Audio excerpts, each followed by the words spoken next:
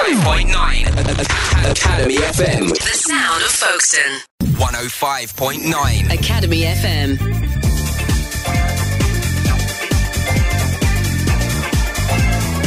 Hello and welcome to the show, Mr. Sam Gray. You right, sir? How are you doing? Good, thanks, mate. Yeah, good. You're at the moment, of course, you're on tour. We'll come back and we'll talk about that a bit later on, because it's quite a big tour, actually. But we'll start off with you as an artist and breaking onto the music scene. Is music something you've always done? Yeah, it is really. I've always been around it, to be honest. I mean, ever since my mum was playing a Beatles record and a Simon Garfunkel record when I was younger.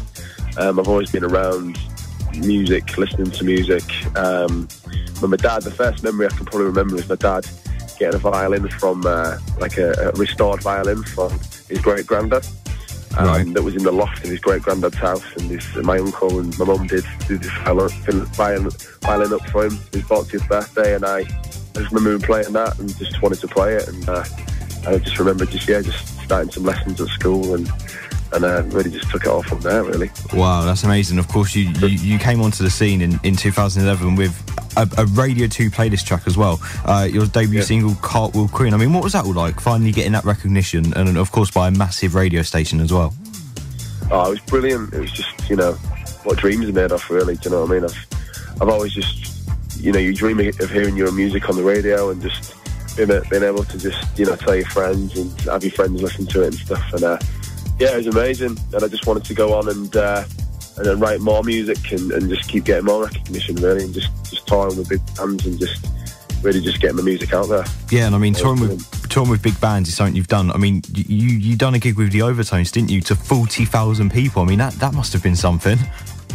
Yeah, that was amazing. It was amazing. It was. I did a tour to, a 15-date tour around the UK. Yeah, we played places like London Palladium.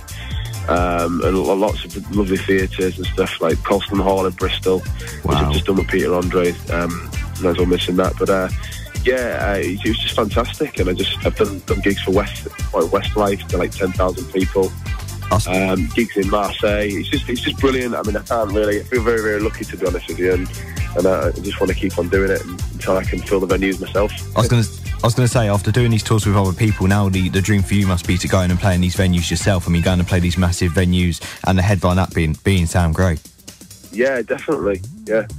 That's a massive thing. I'd love to go, play places like Palladium and stuff, and that's really what you dream of is people just coming to see your gigs. It's lovely supporting people. You meet some great people, but if I can have my own band and my own engineer, do you know what I mean? Just my own kind of like campaign, it'd be brilliant. Yeah, your show. Of course, you're at the moment you're on tour with Peter Andre. You're supporting him. How's the tour going so far? How is everything? Because I believe the Risk are with you, aren't they, as well? So it's quite a big tour.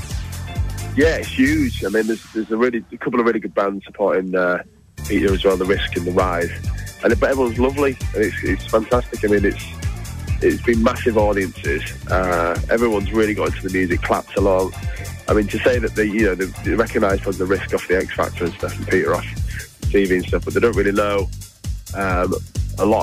Most of them don't know who I am. You know what I mean? And that's for me. That's kind of one of the beautiful things about playing to an audience for me, because I love winning them over. I love getting them to clap along. I love getting them to listen to the music and really, the comments afterwards and stuff. That's what I play music for, is to affect people's lives and make them enjoy it and stuff like that. So that's definitely been evident in the first 5 or 6 days we've done. I mean, we're doing like Plymouth, Butlins, we've got gigs like the O2 Arena coming up. And, wow. Yeah. And Folkestone. Dreamland, man. Folkestone in a couple of months' time as well. So that's going to be a good one.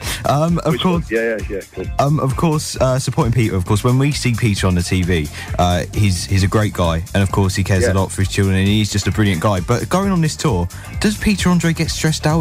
Or is he always the same sort of character, nice and calm and enjoying what he does? Yeah, I mean, he comes across very, very chilled, I think he's got a good way of just keeping himself, kind of stress-free, really. I mean, I expect he's had quite a few stressful times in the past anyway, He's got a lot of headlines, but he's a lovely guy, and he's always been very, very, very polite and warm and welcoming to us and every band on the tour. And I think that's how he runs things. He runs, if there's anybody that kind of upsets the ship a little bit, he doesn't want them on the tour around him. He wants people who are going to work hard and people who are going to have a laugh, and people who just are genuinely nice people. And he lives up to that name as well, you know what I mean? He takes some great care in sound checks on getting his sound right, and he really wants to give the best show he can to the fans, which I really respect. Really? He's meticulous in the sound checks. You know, he's going through line after line. If something's not right, sound's not right, he'll go over it and over it again. Yeah. As a musician, I really respect that. And so I'm really pleased that I'm on the tour with him. I suppose Peter Andre has been around for some time, so someone like a musician like yourself and also like The Risk and The Rise, you can learn a lot from him as well just by spending time with him on the tour. Yeah, you can. I mean, just how to be really, he's a natural on the stage, you know what I mean? And you can really learn from, he's just an entertainer, really. Do you know what I mean? He's and you can learn a lot from that in terms of, you know, how you present yourself. It's not just all about playing songs. You know, you really got to kind of give a show to the people that are watching you. Otherwise, they'll get bored. You know what I mean? I mean, the songs probably are enough, but they like a bit of banter, like to know who you are. You know, like to know your personality and stuff. So that's what I'm trying to put across. I'm learning a lot as I go along. So, of course, this is all tying in with you launching a new single and a new album. So, what can you tell us about your new music, which we're soon to hear? I'd say it's kind of a bit more soulful than my last album.